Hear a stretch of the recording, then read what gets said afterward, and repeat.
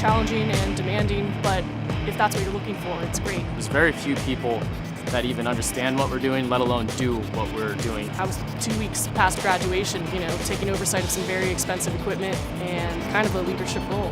If you dive into it and you find solutions instead of making excuses, you can go far.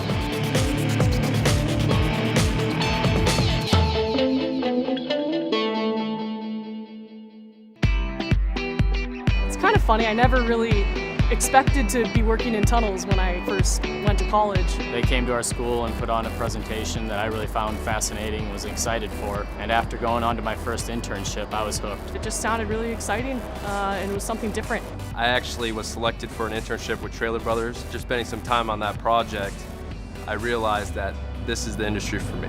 The underground projects tend to be underground because you're in a large, densely populated area, so you get to move to mostly pretty populated cities. It's a lot of work on the coast, usually for the underground division.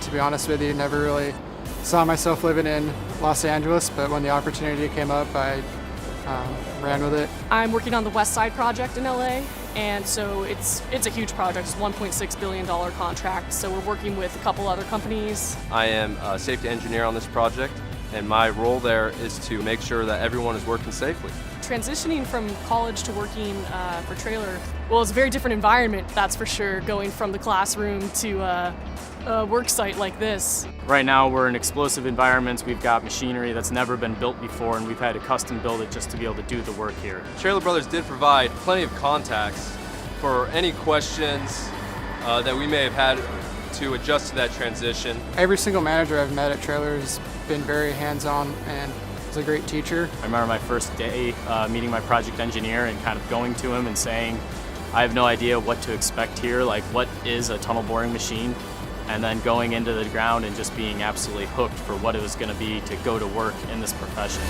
I think one of the things that might surprise new graduates coming to work in construction is the level of autonomy not only they're granted, but they're expected to achieve. Teamwork is absolutely necessary for what is required to make a successful tunnel. There's just a really great bond that gets built when you spend a lot of long hours working very hard to complete something that you know is challenging, but you come up with the right successful ending to it. There's two types of people who go into a tunnel under construction. The first type is the one who goes into that tunnel, comes out and never goes back in. So the second type is the one that goes in there and loves it so much, he's going to stick around for his entire career. If you think you're interested, find an internship, working in the underground construction industry, see if you like it. If it bites you, you'll know, and you won't be able to leave. We're always open to taking students onto tours of the jobs and getting them underground so they can really see what this is like.